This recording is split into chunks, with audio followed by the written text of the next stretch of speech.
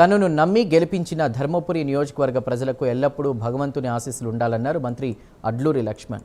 ఇక సరస్వతి నది అంత్యపుష్కరాల సందర్భంగా కాళేశ్వరంలో పర్యటించి ప్రత్యేక పూజలు నిర్వహించారు. ముందుగా సరస్వతి నది తీరంలో పుణ్యస్నానం ఆచరించి గోదావరి మాతకు చీర, పూలు, పండ్లు సమర్పించారు. అనంతరం కాళేశ్వర ముక్తేశ్వర స్వామి ఆలయంలో ప్రత్యేక పూజలు చేశారు. వేద పండితులు ఆశీర్వదించగా ఆలయ అధికారులు స్వామివారి శేష వస్త్రంతో సత్కరించారు.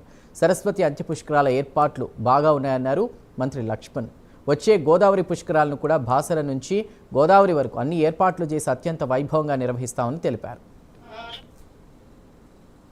ఆ స్వామి కాళేశ్వర ముక్తేశ్వర స్వామి, ఆ సరస్వతి అమ్మవారు, ఇక్కడున్న అన్ని దేవుళ్ళ యొక్క ఆశీర్వాదం మా ధర్మపురి ప్రజలపై ఉండాలి.